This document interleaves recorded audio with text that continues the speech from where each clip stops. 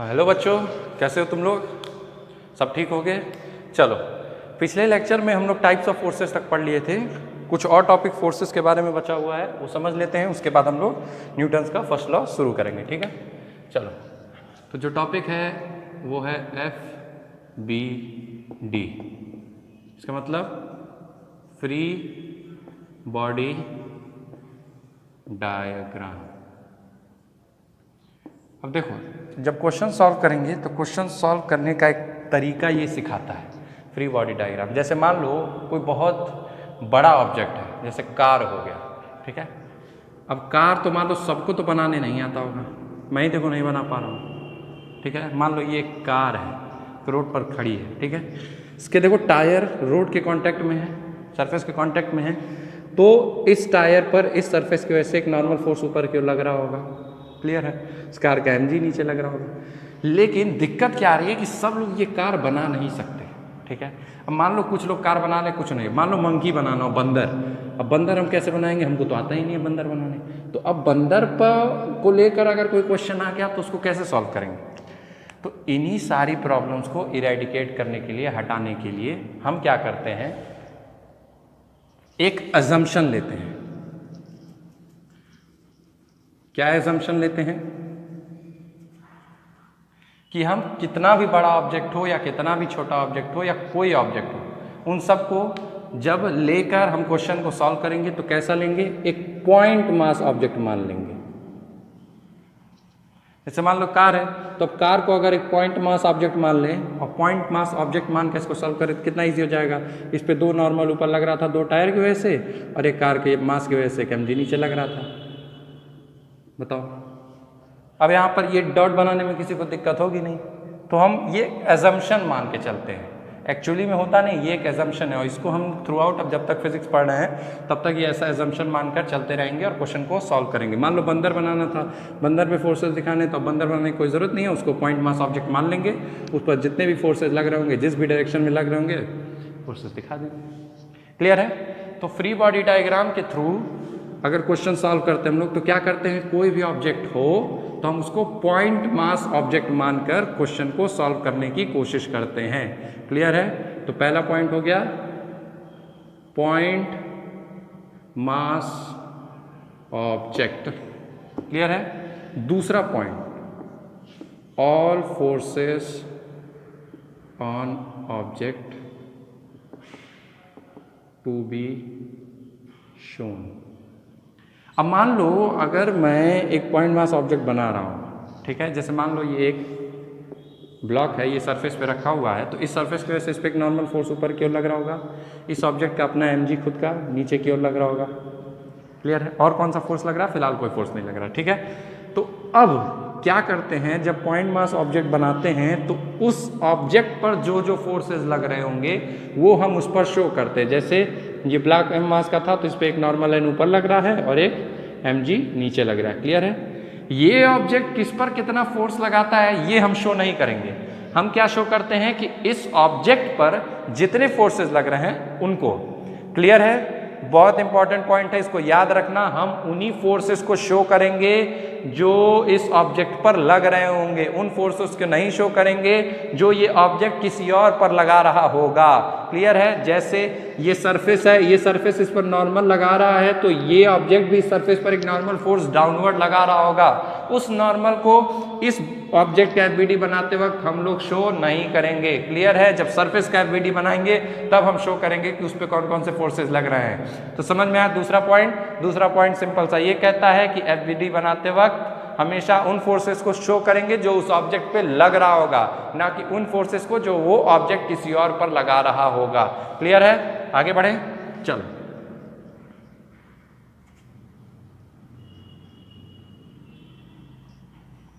देखो, तीसरा जो इंपॉर्टेंट थिंग है वो है फ्रेम ऑफ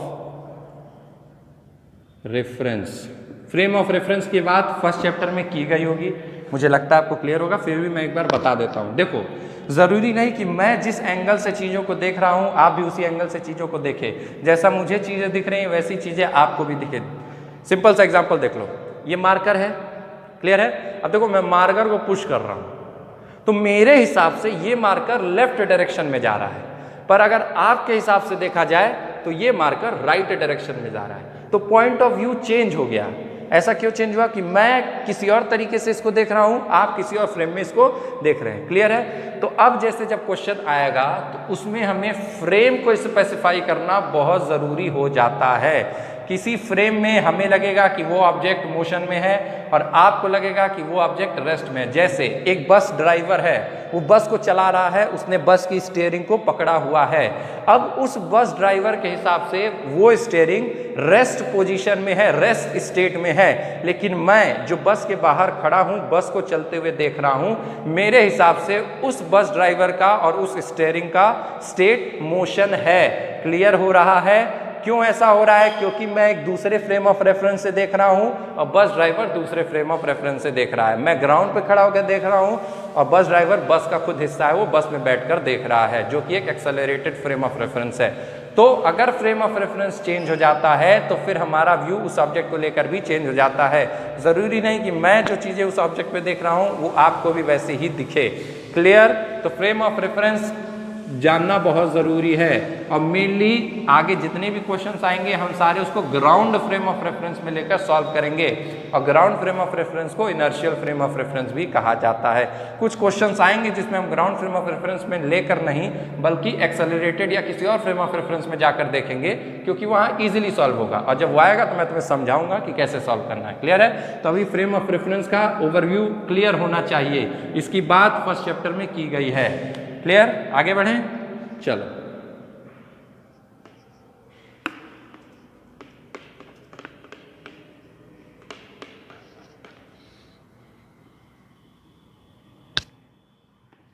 ये था फ्री बॉडी डायग्राम। क्लियर है?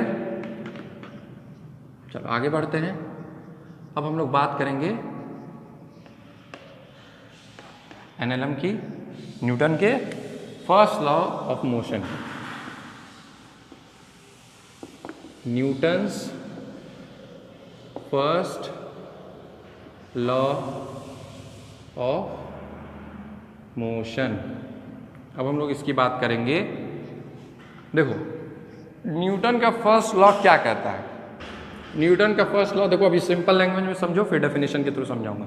सिंपल लैंग्वेज में क्या है कि अगर कोई ऑब्जेक्ट है, ठीक है, जैसे ये ऑब्जेक्ट है, ये सरफेस पर रखा हुआ है, इस पे फोर्सेस क्या लग रहे होंगे? मान लो नीचे mg लग रहा होगा अगर m मास का ऑब्जेक्ट है। इस सरफेस की वजह से इस ऑब्जेक्ट पे एक ऊपर नॉर्मल लग रहा होगा, और कोई फोर्स लग रहा होगा? नहीं।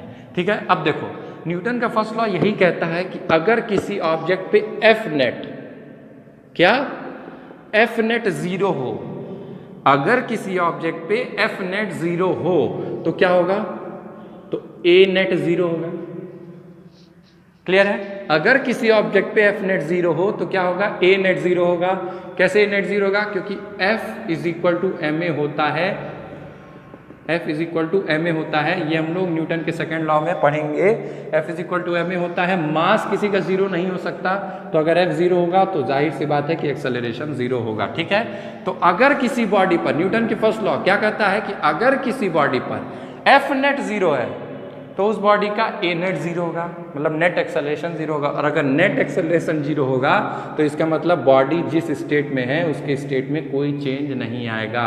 No change in its state, ये क्लियर होना चाहिए। अगर किसी बॉडी पे एफ नेट 0 हो तो उसका ए नेट 0 होगा, और अगर ए नेट 0 होगा तो इसका मतलब उसके स्टेट में कोई चेंज नहीं आएगा। अब न्यूटन का फर्स्ट लॉ डेफिनेशन के हिसाब से क्या कहता है? कहता है if a body is at rest, अगर कोई बॉडी रेस्ट में है, if a body is at rest it will be at rest, if a body is at rest it will be at rest, और if a body is in motion, अगर कोई body motion में है, if a body is in motion it will be in motion unless and until any external force is applied on it। मतलब अगर कोई body rest में है तो वो रेस्ट में ही रहेगी, अगर कोई बॉडी मोशन में है तो वो मोशन में ही रहेगा या रहेगी। कब तक? तब तक जब तक उस पर कोई एक्सटर्नल फोर्स अप्लाई नहीं किया जाता है। अच्छा, एक्सटर्नल फोर्सेस से मतलब क्या है? देखो इस बॉडी पर तो फोर्सेस लग रहे हैं, दो फोर्सेज लग रहे हैं जी, ये भी एक एक्सटर्नल फोर्सेज है और नॉर्मल ये भी एक एक्सटर्नल फोर्स है। तो सर आप कह रहे हैं कि अगर किसी बॉडी पे एक्सटर्नल फोर्सेज नहीं लगता है तो उस बॉडी का स्टेट जो है वो चेंज नहीं होगा, पर यहाँ तो एक्सटर्नल फोर्स लग रहा है फिर भी इस बॉडी का स्टेट चेंज नहीं हो रहा है। एक्सटर्नल फोर्सेज न लगने का या एक्सटर्नल फोर्सेज उस पर नहीं लग रहा है ये, और या तो अगर कोई फोर्सेज उस पर लग रहा है एक्सटर्नली तो नेट फोर्स उस बॉडी पे जीरो होना चाहिए। दोनों चीजें समझो, अगर किसी बॉडी पे या तो एक्सटर्नल फोर्स नहीं लग रहा होगा या अगर उस पर एक्सटर्नल फोर्सेज लग रहे होंगे तो नेट फोर्स उस बॉडी का जीरो होना चाहिए। नेट फोर्स का मतलब F1 plus F2 plus F3 plus dot dot dot is equal to zero होना चाहिए। वेक्टर सम ऑफ सारे forces, vector sum of all the forces on that body must be zero. F net zero हो या तो external force ही नहीं लग रहा उस बॉडी पे, दोनों ही केसेस में ए नेट जीरो होगा और ए नेट जीरो होगा तो कोई भी चेंज उनके स्टेट में नहीं आएगा। ये क्लियर होना चाहिए। Is it clear? चलो अच्छा एक चीज और समझो, स्टेट में चेंज ना आने का मतलब क्या है कि अगर बॉडी रेस्ट में है तो रेस्ट में रहेगी। तो सर मोशन में है और ए नेट जीरो है तो सर फिर भी मोशन में कैसे है? अरे भाई अगर मोशन में बॉडी है और एक्सेलरेशन जीरो है तो अगर फिर भी बॉडी मोशन में है तो इसका मतलब बॉडी कांस्टेंट वेलोसिटी से मूव कर रही होगी। और कांस्टेंट वेलोसिटी का मतलब क्या होता है? कांस्टेंट वेलोसिटी का मतलब उसका स्पीड चेंज नहीं होगा और उसकी डायरेक्शन भी चेंज नहीं होगी। ये क्लियर होना चाहिए। अगर बॉडी रेस्ट में है और कोई फोर्स नहीं लग रहा एक्सटर्नली या नेट फोर्स जीरो है तो भी बॉडी रेस्ट में होगी। अगर बॉडी मोशन में है और कोई फोर्स नहीं लग रहा एक्सटर्नली और नेट फोर्स अगर जीरो है तो भी बॉडी मोशन में होगी, लेकिन एक यूनिफॉर्म वेलोसिटी से मूव करेगी। और यूनिफॉर्म वेलोसिटी का मतलब है कि उसके स्पीड का जो उसका स्पीड होगा या वेलोसिटी का जो मैग्नीट्यूड होगा वो चेंज नहीं होगा, साथ ही साथ वेलोसिटी की डायरेक्शन भी चेंज नहीं होगी। ये क्लियर होना चाहिए। और फोर्स अगर लगता है तो फोर्स क्या करेगा? या तो उसका मैग्नीट्यूड चेंज करेगा या उसका डायरेक्शन चेंज करेगा, कुछ भी कर सकता है। लेकिन जब तक नेट फोर्स जीरो है या कोई एक्सटर्नल फोर्स उस पर लग नहीं रहा है तब तक उसका मोशन जो होगा वो यूनिफॉर्म वेलोसिटी से होगा। यूनिफॉर्म वेलोसिटी का मतलब उसका ना मैग्नीट्यूड चेंज होगा ना डायरेक्शन चेंज होगा। ये क्लियर होना चाहिए, ठीक है? चलो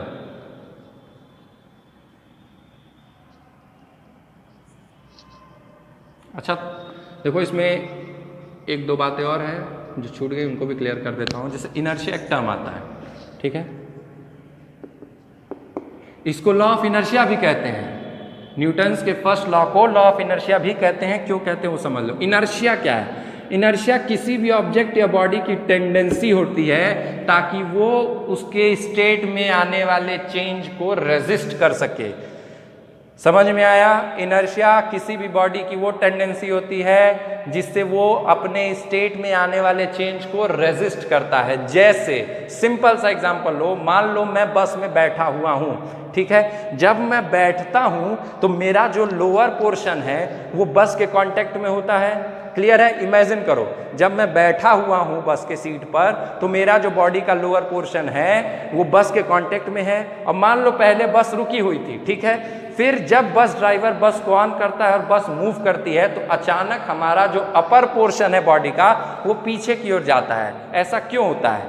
सुनो, हमारा पूरा बॉडी रेस्ट पोजीशन में था। क्लियर है? पूरा बॉडी जब रेस्ट पोजीशन में था और जब बस ऑन होकर मोशन में आती है तो हमारा जो लोअर पोर्शन है जो बस के कांटेक्ट में होता है वो सीधे मोशन में आता है। और वो जब मोशन में आता है तो हमारा अपर बॉडी जो कि रेस्ट स्टेट में था वो उस स्टेट के चेंज को रेजिस्ट करने की कोशिश करता है और इसी वजह से हमारा अपर पोर्शन जो बॉडी का होता है वो पीछे की ओर चला जाता है। क्लियर है? ये एक एग्जाम्पल है इनर्शिया का। एक एक्सपेरिमेंट भी तुम लोग कर सकते हो। एक ग्लास लेना, ठीक है, और एक कार्ड लेना। कार्ड कोई भी ले सकते हो, पापा का क्रेडिट डेबिट खुआ मत देना या वो मत कर देना, ठीक है, या प्लेइंग कार्ड ले सकते हो। कोई कार्ड लेना और उस कार्ड पर एक सिक्का रखना, एक कॉइन रखना, ठीक है। अच्छा, कॉइन को कार्ड के सेंटर में प्लेस करना और कार्ड को ग्लास के ऊपर प्लेस करना। उसके बाद स्पीड से कार्ड को किक करना, अपने फिंगर से कार्ड को किक करना। तुम देखोगे कि कार्ड आगे निकल गया और जो सिक्का है वो वहां ग्लास में गिर जाता है। ऐसा क्यों होता है? क्योंकि कार्ड पहले रेस्ट पोजीशन में था, रेस्ट स्टेट में था, जिसकी वजह से सिक्का जो कॉइन था वो भी रेस्ट स्टेट में था। फिर हम क्या करते हैं? कार्ड को मोशन देते हैं, फोर्स प्रोवाइड करते हैं तो कार्ड मोशन में आता है, मतलब उसका स्टेट चेंज हुआ, लेकिन जो कॉइन था कार्ड के साथ वो इस चेंज को रेजिस्ट करने की कोशिश करता है और इसी वजह से कार्ड आगे निकल जाता है, जो कॉइन है वहीं रह जाता है और ग्लास में गिर जाता है। ये एक्सपेरिमेंट परफॉर्म करके देखना। तो यही इनर्शिया है। इनर्शिया दो टाइप का होता है, एक होता है इनर्शिया ऑफ रेस्ट और एक होता है इनर्शिया ऑफ मोशन। ठीक है, इनर्शिया ऑफ रेस्ट क्या कहता है, जब बॉडी रेस्ट स्टेट में होती है तो उसमें उसके स्टेट में आने वाले चेंज को जब वो रेजिस्ट करता है तो इनर्शिया ऑफ रेस्ट हो जाता है। इनर्शिया ऑफ मोशन क्या होता है, जब बॉडी मोशन स्टेट में होती है तब उसके स्टेट में आने वाले चेंज को जब वो रेजिस्ट करता है तो इनर्शिया ऑफ मोशन हो जाता है। क्लियर है? तो इसे लॉ ऑफ इनर्शिया क्यों कहते हैं? इसे लॉ ऑफ इनर्शिया इसीलिए कहते हैं क्योंकि जब बॉडी जिस स्टेट में रहता है वो इस स्टेट में तब तक रहता है जब तक उस पर कोई एक्सटर्नल फोर्स प्रोवाइड नहीं किया जाता है या उस बॉडी पर जो नेट फोर्स है वो जीरो होता है। क्लियर है? इसीलिए इसको लॉ ऑफ इनर्शिया भी कहा जाता है। चलो, एनएलएम क्लियर हुआ, फर्स्ट लॉ। आओ कुछ क्वेश्चन कर लेते हैं। देखो, अब अगर एफ नेट जीरो है किसी बॉडी पर तो उसका ई नेट जीरो होगा। तो एफ नेट जीरो होने का मतलब ये हुआ कि जो बॉडी है वो इक्विलिब्रियम स्टेट में है। किस स्टेट में है? इक्विलिब्रियम स्टेट में है। इक्विलिब्रियम स्टेट में होने का क्या मतलब है कि उस बॉडी पे नेट फोर्स जो होगा वो जीरो होगा या सारे एक्सिस के अलॉन्ग जितने फोर्सेज होंगे वो एक दूसरे को बैलेंस कर रहे होंगे। आओ कुछ क्वेश्चंस देख लेते हैं। ठीक है,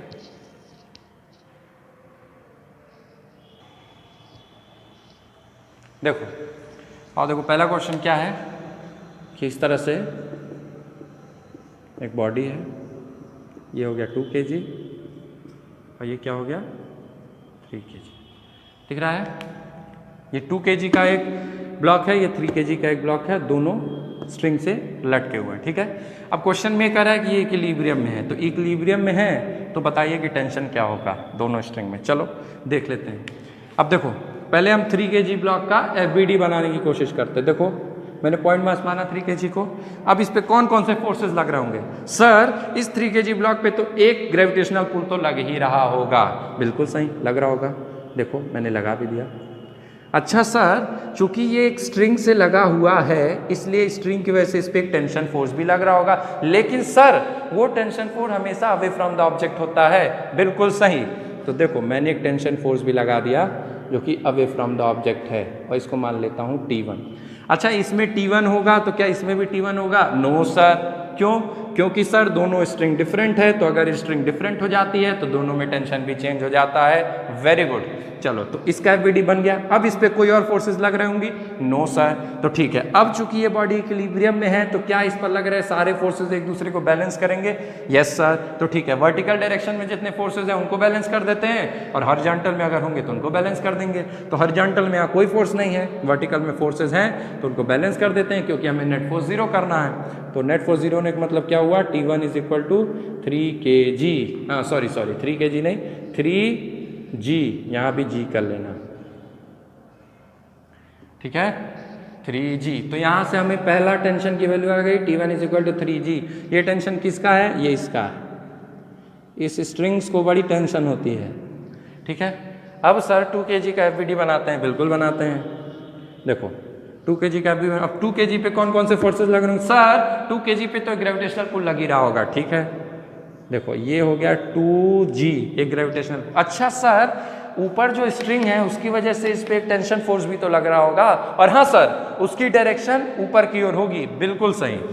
देखो, मैंने बना दिया। इसको T1 रखेंगे T2? नो सर, T1 नहीं होगा क्योंकि T1 तो नीचे वाले स्ट्रिंग में टेंशन है और नीचे वाले और ऊपर वाले दोनों स्ट्रिंग में टेंशन डिफरेंट होगा, तो सर वो T1 नहीं हो सकता। तो ठीक है, इसको हम T2 मान लेते हैं। क्लियर? और कोई फोर्सेस इस पे लग रही है? नो सर, लग रही है। इस स्ट्रिंग की वजह से भी तो इस पे एक टेंशन फोर्स आएगा और वो नीचे की ओर आएगा। Yes sir. भूल जाते हो यार तुम लोग। ये क्या होगा? T1। अब ये बॉडी इक्विलिब्रियम में है तो हम इस पे लग रहे सारे फोर्सेस को बैलेंस करेंगे क्योंकि एफ नेट जीरो है। तो बैलेंस करने पे हमें क्या मिलेगा? यही कर देता हूं मैं। देखो, T2 is equal to T1 plus 2g। Sir ये तो 2g है। ठीक है, तो T2 की वैल्यू क्या होगी? Oh my God, marker is not working. तो T2 is equal to T1 की वैल्यू हम निकाल चुके हैं 3G, यहाँ से रख देंगे 3G + 2G। सर T1 तो नहीं, T2 तो सर 5G निकला। बड़ी तगड़ी स्पीड है T2 की। क्लियर है? कोई दिक्कत? इसी तरह से हम FBD बनाएंगे। मैंने देखो FBD बनाया तो मैंने सिर्फ उन्हीं फोर्सेस को दिखाया है जो उस ऑब्जेक्ट पर लग रहे हैं। ऐसा तो नहीं कि मैंने 2 kg के जो फोर्सेज हैं वो 3 kg पर दिखाए हो, या 3 kg के फोर्सेज हैं वो 2 kg पर दिखाया हो, या 2 kg तो 3 kg पे लगा रहा हो उसको दिखाया हो। मैंने सिर्फ वही फोर्सेज दिखाए हैं जो उस 2 kg पर लग रहे होंगे। क्लियर है? FBD बनाते वक्त ये ध्यान रखना कि सिर्फ तुम उन्हीं फोर्सेज को दिखाओगे जो उस ऑब्जेक्ट पर लग रहा होगा। क्लियर है? चलो आगे बढ़ा जाए।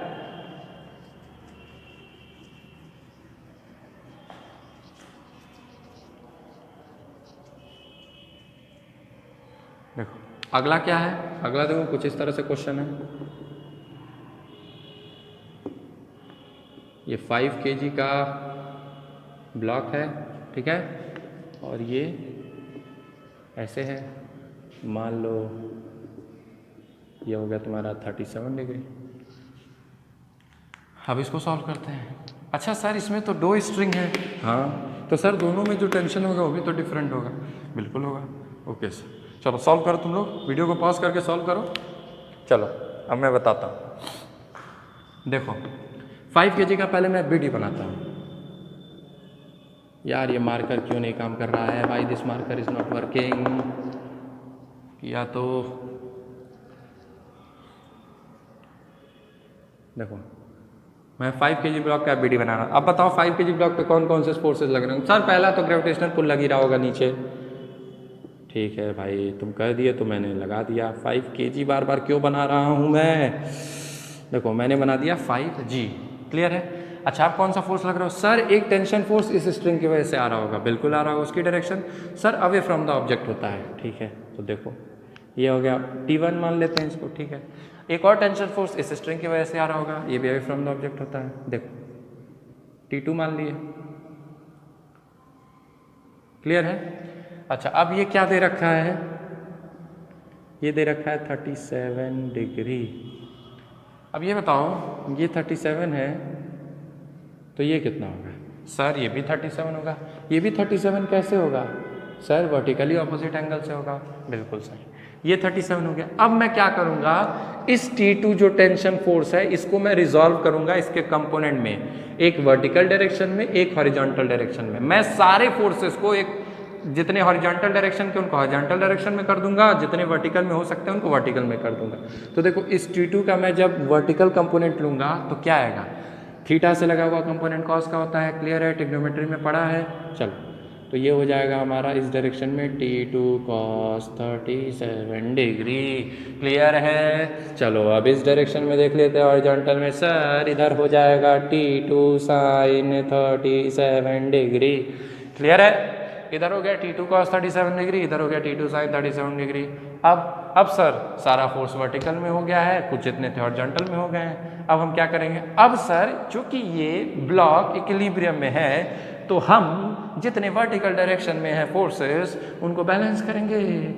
चलो कर देते हैं। तो देखो वर्टिकल डायरेक्शन में कौन कौन सा? एक है T2 cos 37 डिग्री, ये किसके इक्वल हो जाएगा? सर ये 5G के इक्वल हो जाएगा। वाओ, 5G की स्पीड किसके बराबर होती है? T2 cos 37 degree. मजाक कर रहा हूँ। ठीक है, और यहाँ से हमें क्या मिल जाएगा? यहाँ से हमें T2 मिल जाएगा 5G by cos 37 degree. Clear है? और T1 निकाल लेंगे हम। T1 कैसे निकलेगा? Sir T1 is equal to T2 sin 37 degree. T1 is equal to T2 sin 37 degree, और T2 की वैल्यू यहाँ ला कर रख दोगे तो तुम्हें T1 मिल जाएगा। क्लियर है? करके देखो, निकालो इसको, आगे बढ़ते हैं। ओके